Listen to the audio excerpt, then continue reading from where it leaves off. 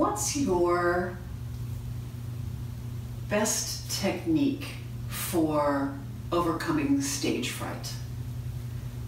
Well, Somebody says, I could do this in front of my mirror in the bathroom, it was fantastic, and then I got up in front of everybody and what you got? Again, I shy away from the notion of best techniques, because there's this idea out there, and it's really pervading our world, where everything can be reduced down to a procedure. Oh, the list, yeah. Yeah, the list. The top five. I give you these 3 points, and that's it, you know, and then you know everything. Yeah, you know what it takes. And I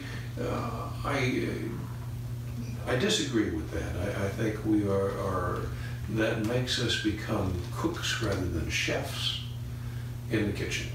And you can make a meal, maybe, but learning how to take those techniques and mix them with your own personality and where you are, that's a larger piece. I don't believe in a cookie cutter approach to this.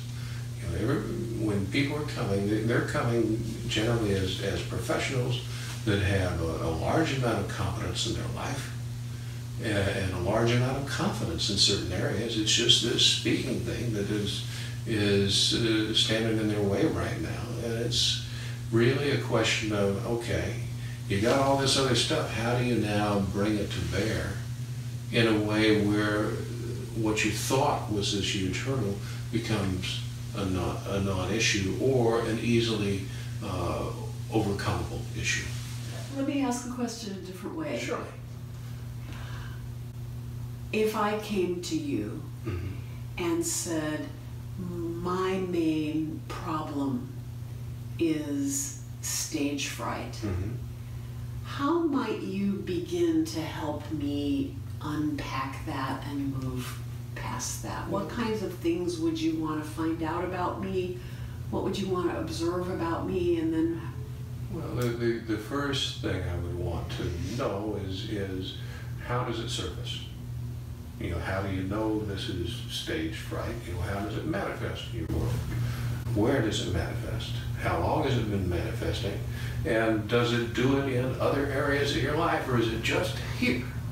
You know, if it's just here, then you could call it stage fright, but I would back away from that because that sounds like something that's a battle. I would instead say that this is really about understanding fight or flight and what's happening. So if you're on an airplane and all of a sudden the airplane dropped 10,000 feet without warning, you know, it's going to be sheer pandemonium in that airplane.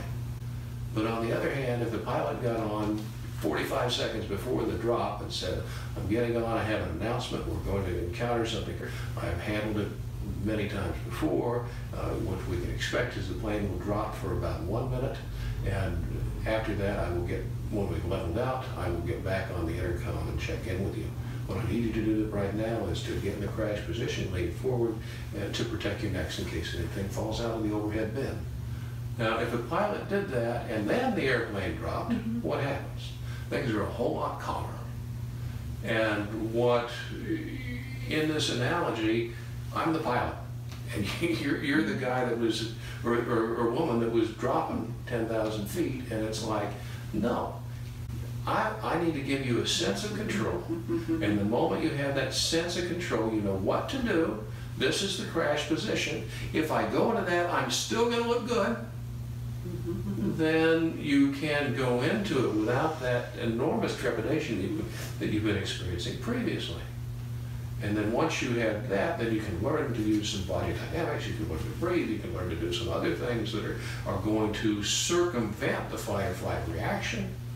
And all of a sudden now you're moving into a place where you can communicate your message without the goof of a dun that often comes in with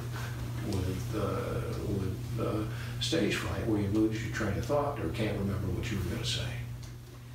I hear you speaking much more in the realm of what the speaker is experiencing in this moment prior to working with you. This is what I experience when I get up to speak, and I interpret that experience as not fun and not effective. So that you're really working with helping the speaker experience something else rather than diagnosing them, labeling them, and trying to fix a problem.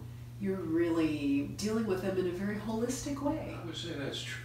It's the art of understanding what's happening, but also understanding what's working and beginning to capitalize on that in a way that transcends the former problem, rather than take 2 aspirin and call me in the morning. I would argue that structure is what allows the personality to come out. And part of the work I do with people is I allow them to understand the structure that they're operating in now, and give them the opportunity to try out a new structure.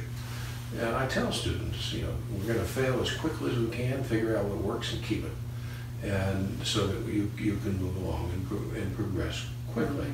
But ultimately, the underpinning is to let go of the structure that is encumbering the personality and begin to embrace a larger, more inclusive structure that gives you the freedom to come out, and in a way that is based on video feedback, is safe and appropriate for the audience that you're speaking to, and can give you a sense of confidence that is the right path and direction for you.